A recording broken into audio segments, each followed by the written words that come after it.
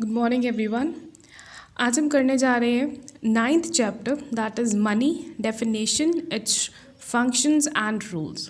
ठीक है। So first of all first question is what is money. Money क्या है? मनी एक मीडियम है, मीडियम ऑफ एक्सचेंज। मनी क्या करता है? हमें चीज़ें एक्सचेंज करके देता है। मनी के साथ हम करते क्या है? हम अपनी डिज़ायर्स, हमारी जो यूटिलिटीज़ होती हैं, हम उन्हें सेटिस्फेक्शन लेवल तक लेकर जाते हैं। ठीक है। मनी क्या होता है? A cash in your wallet is money because you can use it to buy an ice cream at a restaurant. तो मनी क्या है? एक कैश है जो कि हमारे वॉलेट में है, जिससे हम यूज़ करते हैं अपनी पसंद की चीज़ों को परचेज़ करने के लिए। ठीक है। इसकी डेफिनेशन क्या है? डेफिनेशन किसकी है ये? R.G. Lipsey and K.A. शेस्टल।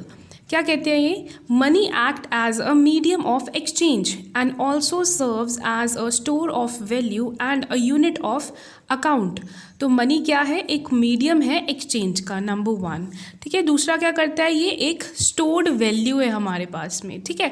And third, a unit of account. हमारे पास एक अकाउंट है। अकाउंट आप बैंक अकाउंट बोल सकते हो, आप एक तरह से इसको अपना डेफिनेशन बोल सकते हो मनी की, कि मेरे पास इतने पैसे पड़े हैं। लेट्स से मेरे पास 1000 रुपीज़ है, तो वो क्या है? वो मेरा एक अकाउंट है, वो एक स्टोर्ड वैल्यू भी है। ठीक है, क्योंकि वो मेरे पास है।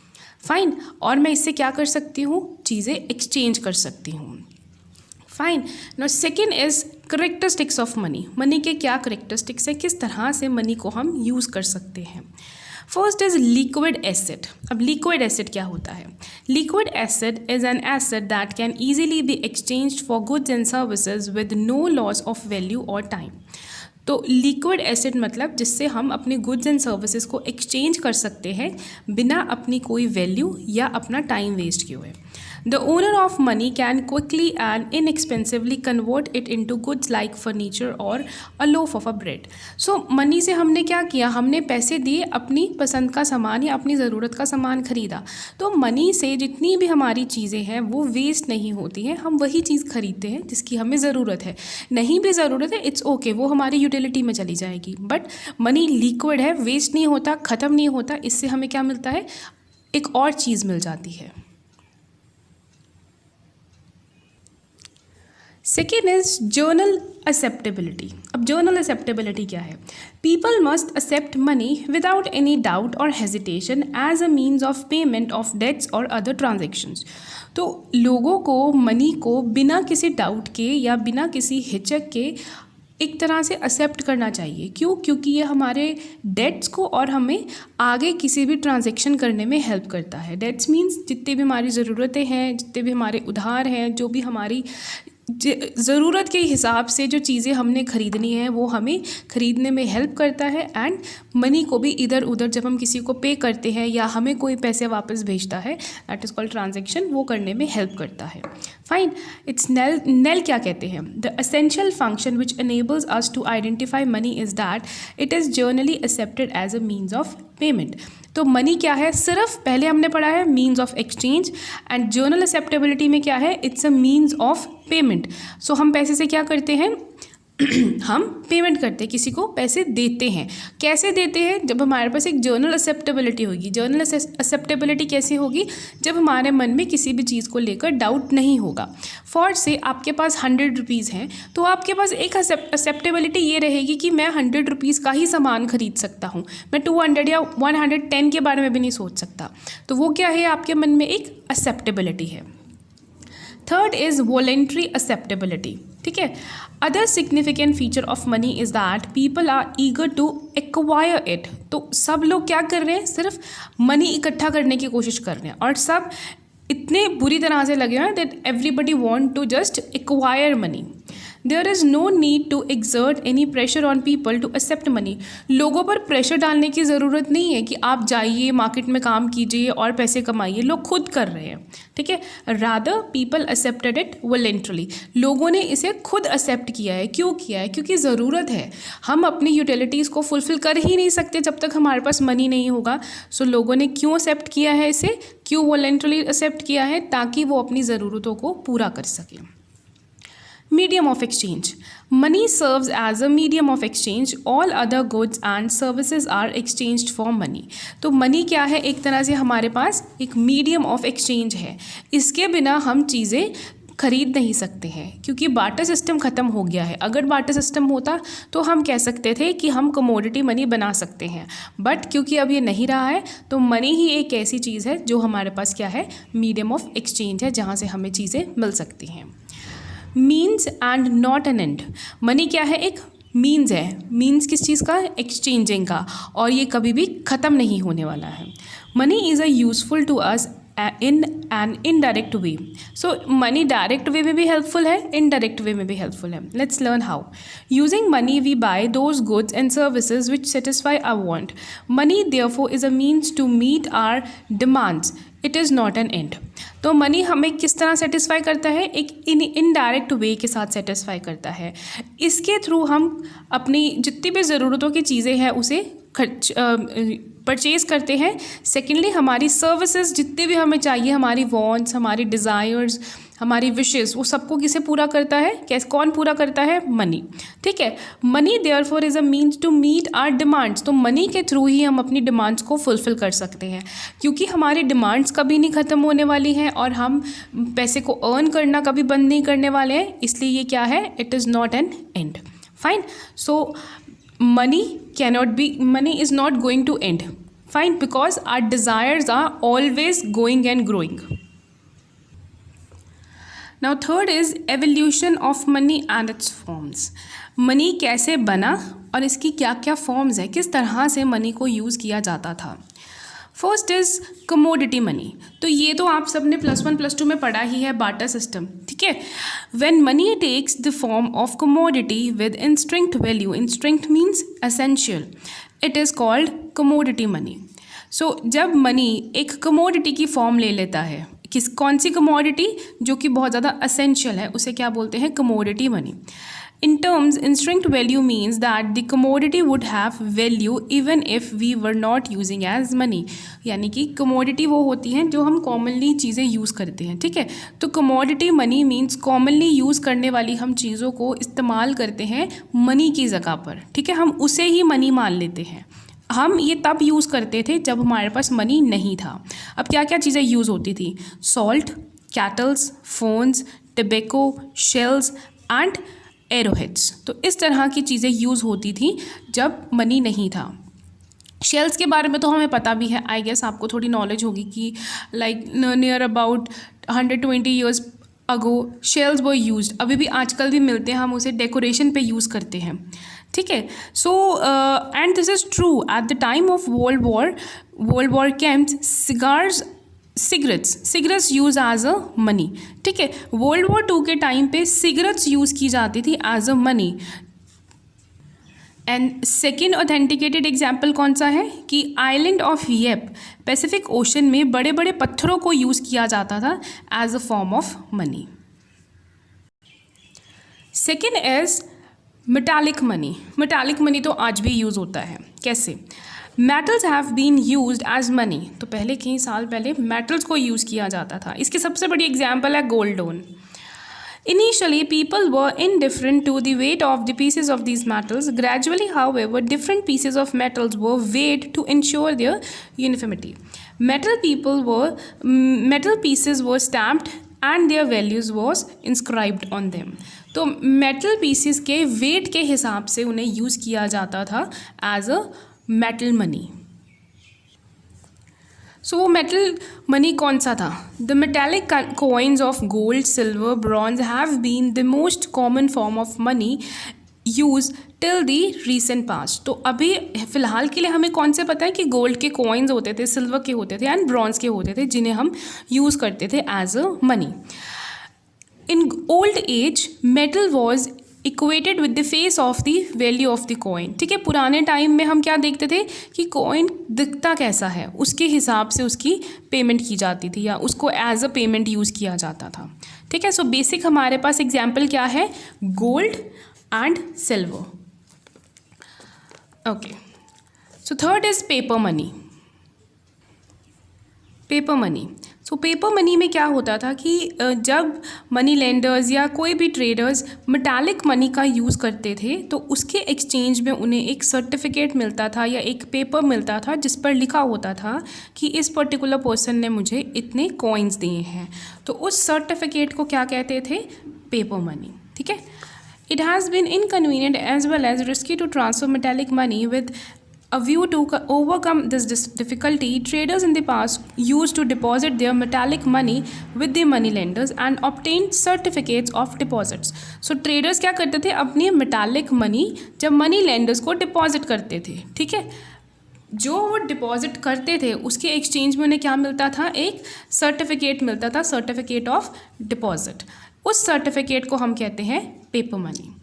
ये हमारे पास एक कोई पर्टिकुलर टाइम डेट नहीं है कि ये पहली बार कब हुआ था, बट हाँ हमारे पास एक एविडेंस है कि जो money was first introduce, this paper money was first introduce in China. ठीक है, चाइना में हुआ था इन 807 AD। आजकल भी ये यूज़ होता है। ये कौन हमें इशू करके देता है? सेंट्रल बैंक्स या हमें गवर्नमेंट किसी भी कंट्री की हमें इशू करके देती है। पहले क्या होता था कि ये जो पेपर मनी था ये कन्वर्टेबल था, हम इसे कन्वर्ट करवा सकते थे गोल्ड या सिल्वर में, बट आजकल ये इनकन्वर्टेबल है, आजकल हम इसे कन्वर्ट नहीं करवा सकते हैं। Our fourth point is fractionally backed paper money। सो इसमें क्या होता है कि जब हमें हमारी किसी भी कमोडिटी की या हमने जो मेटालिक मनी किया था उसकी जब हमें प्रॉपर प्राइस, एग्जैक्ट प्राइस नहीं मिलती है, हम उसे बैक्ड मनी बोल देते हैं। यानी कि जैसे फॉर से हमने गोल्ड ख़रीदा 10,000 का और अगर हम उसे वापस करने जा रहे हैं या उसको सेल करने जा रहे हैं तो हमें एग्जैक्ट प्राइस उसकी कभी नहीं मिलती है, तो उसको क्या बोलते हैं हम? फ्रैक्शनली बैक्ड पेपर मनी। ठीक है। When reserves, especially of golds, of note issuing bank are less than the claim in form of paper money। तो जब हम किसी भी चीज़ के लिए रिज़र्व रखते हैं, जैसे गोल्ड की ही बात करते हैं, हमें एक नोट मिल जाता है, अगर हम लोन भी लेते हैं तो हमें उस पर कुछ एक्स्ट्रा चार्जेस देने पड़ते हैं, तो वो क्या हो गया? एक तरह से हमें बैक्ड मनी बोलते हैं हम उसे। जैसे कि गोल्ड पर हमें कभी भी एक प्रॉपर अमाउंट नहीं मिलती जितना हमने उस पर स्पेंड किया है, हम उसे कैटेगराइज कर देते हैं फ्रैक्शनली बैक्ड पेपर मनी में। In the modern time all the paper money are fractionally backed. तो जितने भी पेपर मनीज़ हैं वो क्या है? फ्रैक्शनली बैक्ड है। पेपर मनी क्या होता है कि जब हम किसी के पास अपना कोई गोल्ड या कोई भी एक वैल्यूएबल चीज़ रख देते हैं कुछ टाइम के लिए और हमें वो एक पेपर देते हैं, एक सर्टिफिकेट देते हैं, that is called paper money. और जब हम वो पेपर मनी वापस करने जाते हैं और अपना सामान, अपनी जो भी कमोडिटी रखी वापस लेने जाते हैं तो वो हमें एग्जैक्ट उतने प्राइस की नहीं मिलती है, और जब वो नहीं मिलती है हम उसे क्या बोलते हैं? फ्रैक्शनली बैक्ड। ठीक है। The paper money in fact is not convertible and not fully backed with gold reserves। तो जो पेपर मनी होती है वो कभी भी कन्वर्टेबल नहीं होती है एंड कभी भी हमें एग्जैक्ट अमाउंट नहीं मिलती है जितना हमने डिपॉजिट करवाया है। Our fourth point is the concept of near money। ठीक है, नियर मनी क्या होता है? पहले नियर मनी से हम पहले दो चीज़ें करेंगे, real asset and financial asset. Real asset वो होता है जिनकी जो नेचर होती है वो फिजिकली प्रेजेंट होती है। ठीक है, फिजिकल एसेट्स को बोलते हैं रियल एसेट्स। अब फिजिकल एसेट्स जैसे हमारा house, land, machine, metal etcetera, जो कि फिजिकली प्रेजेंट हो नेचर में, जिन्हें हम टच, फील, सेंस कर सकते हैं। रियल एसेट्स क्या हुए? House, land, machine, metal etcetera. Financial assets वो होते हैं जिन्हें क्लेम करने के लिए हमें फिजिकल वेल्थ पे ज़रूरत पड़ती है। Financial assets refers to claim on physical wealth. Physical wealth हमें पता है रियल एसेट्स। तो ये क्या होते हैं? फाइनेंशियल एसेट्स हमारे क्या हो गए? Coins, currency notes, demand and time deposits of bank etcetera. Real assets जो कि फिजिकली प्रेजेंट हो, जिन्हें हम टच, फील, सेंस कर सकते हैं।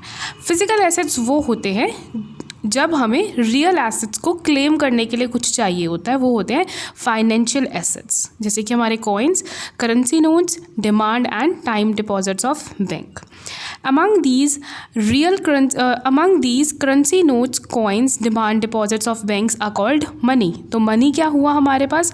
हमें ये तो पता है कि मनी मीडियम ऑफ एक्सचेंज है, बट मनी होता क्या है एक्चुअली कि जब हमें फाइनेंशियल एसेट्स को क्लेम करने के लिए जिस कमोडिटी की या जिस चीज़ की ज़रूरत पड़ती है उसे हम कहेंगे मनी, ठीक है। और उनमें क्या होता है, करेंसी नोट्स हो गए, कॉइन्स हो गए, डिमांड डिपॉजिट्स ऑफ बैंक्स हो गए, ठीक है। These can be use to buy goods and services instantly in the form of cash. तो हम अपनी गुड्स एंड सर्विसेज को एक ही बार में कैसे परचेज कर लेते हैं, जिसको हम कैश बोलते हैं। कैश मीन्स मनी के साथ में।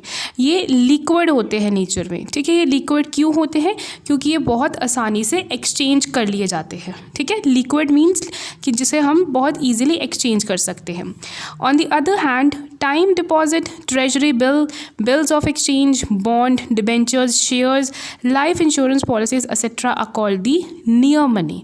तो अब हमारा नियर मनी क्या है, जो हमारे डिपॉजिट्स हो गए, टाइम डिपॉजिट्स हो गए, ट्रेजरी बिल्स हो गए, bills of exchange, bonds, debentures, shares, life insurance policies etcetera को हम बोलेंगे near money. Near money means bills of exchange, bond, debenture, shares, life policies, time deposit, treasury bills etcetera. ये अभी मैं आपको समझाने वाली हूँ।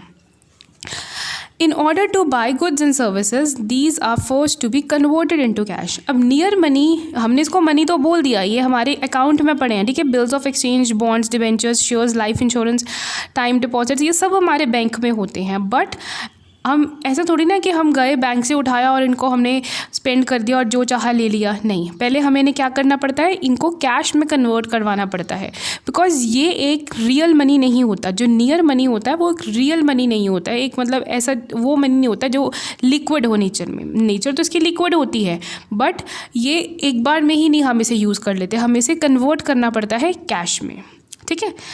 ओके, लिप्सी एंड स्टैनर क्या कहते हैं, नियर मनी में be define as financial asset that adequately fulfil the store of value function. So जो नियर मनी होता है, हम इसे अपने बैंक अकाउंट में या एक सर्टिफिकेट के पॉइंट से हम इसे सेव करके रखते हैं। ये हमारी एक सेटिस्फेक्शन लेकर आता है कि मेरे पास इतने पैसे मेरे बैंक में पड़े हैं, and are readily converted into the medium of exchange. और ये बड़ी जल्दी ही एक्सचेंज हो जाते हैं एंड कैश बन जाते हैं, या जो हमें उस चीज़ के एक्सचेंज में चीज़ चाहिए होती है वो मिल जाती है। But are not themselves a medium of exchange, but हम उन्हें as a medium of exchange नहीं यूज़ कर सकते। जैसे फॉर एग्जांपल हम एफडी की बात करते हैं, फिक्स डिपॉजिट। आपके बैंक में 1 लाख रुपीज़ का फिक्स डिपॉजिट पड़ा है, आपके पास उसका पेपर है, ठीक है। वो जो सर्टिफिकेट बना कर देते हैं फिक्स डिपॉजिट का, वो पड़ा है आपके पास में। आप शॉप पे गए, आपको कोई मोबाइल लेना है या कोई भी चीज़ लेना है, जैसे आपने कार लेनी है, तो आप क्या वो एफडी के एक्सचेंज में कार ले सकते हो? नहीं, आप नहीं ले सकते हो। पहले आपको एफडी को कैश करवाना पड़ेगा, ठीक है। तो एफडी एक तरह का क्या है, हमारा नियर मनी है, ठीक है। अब इसके करते हैं एसेट्स क्या है। टाइम और फिक्स डिपॉजिट, ये मैंने आपको अभी समझा दिया। Fix deposit, time deposit refers to those amount which are deposited in the banks for a fix time period. तो हम इन्हें क्या करते हैं, बैंक में डिपॉजिट करते हैं थोड़े से टाइम पीरियड के लिए। तो ये जो टाइम है, ये हमारी मर्ज़ी है कि हमने कितना रखवाना है। It can be for year and it can be for years. And again this is a near money. हमें एफडी को या तो उसके मैच्योर होने तक वेट करना पड़ेगा, अगर हम थोड़ा सा उसमें प्रॉफिट चाहते हैं, इंटरेस्ट चाहते हैं। नहीं तो अगर हमें ज़रूरत है तो हम इन बिटवीन भी उसे मैच्योर करवा कर या उसको ब्रेक करवा कर अपना पैसा वापस ले सकते हैं, बट उसमें हमें थोड़ा सा लॉस बेयरअप करना पड़ेगा।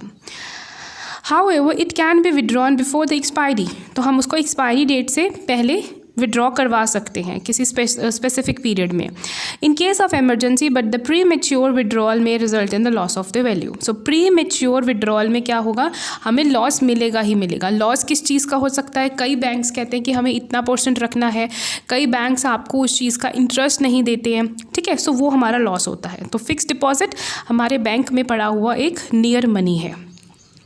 Second is bill of exchange. अब बिल ऑफ एक्सचेंज क्या होता है, it is an instrument of credit. एक तरह का बिल ऑफ एक्सचेंज क्या होता है, हमारा क्रेडिट होता है, उधार होता है, इन विच अ डेबिटर इज ऑर्डर टू पे with the interest amount of loan on the expiry of the specific period से 90 डेज। तो हमने किसी से लोन लिया, क्रेडिट लिया, एंड जो डेबिटर होता है उसे 90 डेज़ या जो भी उसका टाइम पीरियड फिक्स हुआ होता है उसमें उसको वो वापस करना पड़ता है इंटरेस्ट के साथ में, ठीक है. However, if the creditor needs the amount before due date, he can get the bill discounted from a commercial bank. अगर creditor को जल्दी पैसे चाहिए तो वो क्या होगा, उसको डिस्काउंट मिल जाएगा उस चीज़ पर. In that case, he will suffer the loss of interest. तो यहाँ पर भी हमें क्या नहीं मिलेगा, इंटरेस्ट नहीं मिलेगा. फिक्स डिपॉजिट जैसा ही होता है, बट इसमें टाइम पीरियड का थोड़ा होता है इशू, लाइक कभी कम हो जाता है, कभी ज़्यादा होता है. It is a form of fix deposit, but it is not exactly a fix deposit. Fix deposit is something which we can claim at any time. And fix deposit में जो हमने डिपॉजिट करवाया होता है वो हमारा अपना मनी होता है, बट बिल्स ऑफ एक्सचेंज में हम किसी से उधार लेते हैं, हम किसी से क्रेडिट लेते हैं. Third is treasury bill. Treasury bills are those instruments of credit on the basis of which government gets loan. So treasury bills क्या होते हैं, वो एसेट्स या वो क्रेडिट्स जिस पे गवर्नमेंट को लोन मिलता है. कहाँ से? From public for a short period. ठीक है. These bills can also be converted into the money easily, और इनको भी हम बड़े ईजिली मनी में कन्वर्ट कर सकते हैं. अब बात करते हैं बॉन्ड्स की. Fourth point, bonds refers to those documents on those strength the government and the firms get loans for a longer period. ठीक है. किसी फर्म को या गवर्नमेंट को थोड़े ज़्यादा टाइम पीरियड के लिए लोन मिल जाता है. Bonds issued by firms and industries are called to be debentures. जो बॉन्ड्स हमें किसी फर्म या किसी इंडस्ट्री से इशू हुए हैं, हम उन्हें क्या बोलेंगे, डिबेंचर्स कहेंगे. Bonds issued by the firm, जिस फर्म ने जो बॉन्ड इशू करवाए हैं या किसी इंडस्ट्री ने कोई बॉन्ड्स को इशू करवाया है, हम उन्हें बोलेंगे डिबेंचर्स. आई से it again, early I pronounced wrong. That is bonds जो किसी फर्म और इंडस्ट्री ने इशू करवाए हैं, हम उन्हें क्या बोलेंगे, डिबेंचर्स कहेंगे. These can be sold and exchanged in the money market. तो हम इन बॉन्ड्स को सोल भी कर सकते हैं, बेच भी सकते हैं, एंड इनको कैश भी करवा सकते हैं मनी मार्केट में. शेयर्स क्या होते हैं, joint stock companies collect their funds by issuing share to the public. Share क्या होता है, कोई एक पर्टिकुलर कंपनी ने कोई एक शेयर रख दिया, एक पॉइंट रख दिया कि मेरे पास लाइक कि कोई एसेट है जिसे काफ़ी लोग आकर परचेज़ कर सकते हैं. लेट्स से उन्होंने एक 100 रुपीज़ का हमें शेयर दे दिया और बहुत सारे लोगों ने उस 100 रुपीज़ को डिवाइड कर अपने हिसाब से ख़रीद लिया. जैसे मैंने 10 रुपीज़ का ख़रीद लिया, आपने 15 का ख़रीद लिया, कितने हो गए, उसमें से 25 रुपीज़ चले गए ना, तो 75 रुपीज़ बाकी लोगों ने थोड़े थोड़े करके परचेज़ कर लिया. तो वो क्या बन गया, 100 रुपीज़ का शेयर बन गया. अगर तो इसमें फ़ायदा होगा तो जो कंपनी का पॉइंट होगा, कंपनी का जो इंटरेस्ट होगा वो कंपनी साइड रखकर जो बाकी इंटरेस्ट बचेगा उसे डिवाइड करके बाकी सभी लोगों में डिवाइड कर देगा. तो इस तरह से हमें शेयर के बारे में नॉलेज मिलती है. शेयर जो होता है वो हर एक कंपनी के पास में होता है. कंपनी अपना इंटरेस्ट पहले रखती है, उसके बाद में जो बचा हुआ इंटरेस्ट होता है वो बाकी जितने भी शेयर होल्डर्स होते हैं उसमें डिवाइड कर देती है. ठीक है. ये जो शेयर होल्डर्स होते हैं ये इसे एनकैश करवा सकते हैं, कैश में बनवा सकते हैं, या आगे भी इसको सेल कर सकते हैं.